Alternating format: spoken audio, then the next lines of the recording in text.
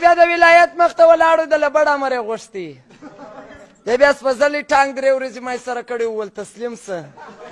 دی اوس هم کور په لبړ کې غوښې بیشي د ده نیکه بیا غوښې بیشلې د ورته ویل بیشه ټاپ نه غواړي د ده سر لکه د پشې توس او د ده مخ لکه غوا والا چاکلیټ دته بیا روزه کور دروازه رنګوي وایي چې ورک سي دی بیا د کرایې په سرای کې پلار تور حمله کړه زما حق راکړه دته بیا پاک کې د توت سایه ور ورسېده دی بیا مځکه رانیول هغه غر په راشین سو دی مچان کرلي و هغه ګرده په هوا سوه د دې کره مېلمه ورلی دی یې ښی ورپوخ کړي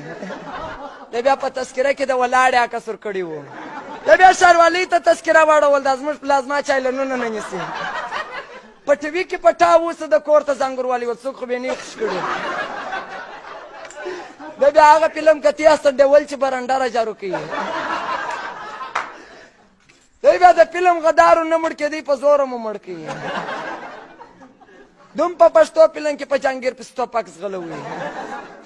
دی د انضباطانو مشر و تورې عینکې کړې وې سپین هندارې ماتولې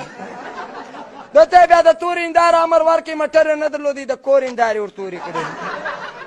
د ده نیکه بیا ټابلیټکا خوړلې وه د ده پرانه په زوره رخشه خرڅه کړه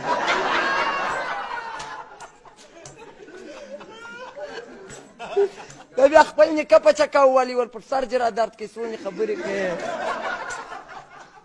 د بیا خیاطه ویله ول د درېم لستوڼی مارکه د یو په جنګ کې سیرې نسي د بیا پرتګاش ته شاده خوا تړلي وول دا څنګه کالي را جوړ کړي چې د بیا د چنجي په ګیم کې کپ وګټي د ده مخ لکه رنګه چینیا په چرسو کې چې سپین سرې خوري او د ده رخچینه لکه د مسکین مې ودانې یا ژړې ماچې ډېرې دي په دغه ورځ موږ د نایدو سره هم خرڅ کړي د ده د انا تخلص بیا واوا جاوا ده د دې همسایه مړ سو که پن نه پیدا کېدی په سپین رنګ مو ولړي د بیا کبر ورکښي هغه زنجلو والا سوه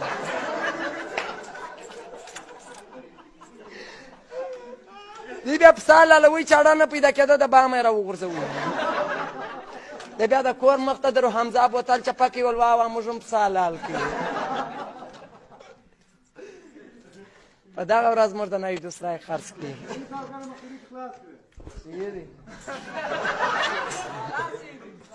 دی بیا ایلې راوړي وې ګرده ورځ یې نارې وایې ول کو کو ول کوکاغه راځي د ده مخ لکه د سلاچې کوینې دی بیخي ساده دی د شمسي بیلې تاویل کي په دغه ورځ موږ د نوي دوسرای خرڅ کړي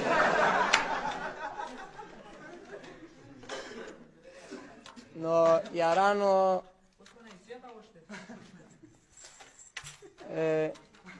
دی د افغانستان د نفوس څخه وایستي او اجاره په نقشه کې نشته